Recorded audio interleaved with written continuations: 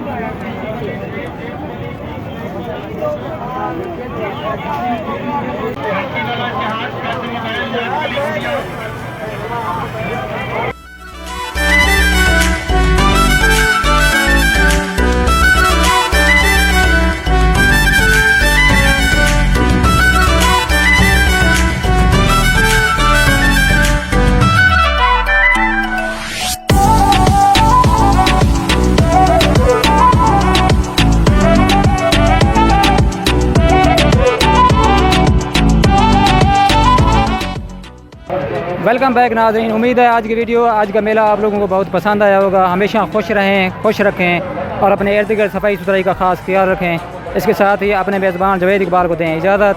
अल्लाह निगहबान।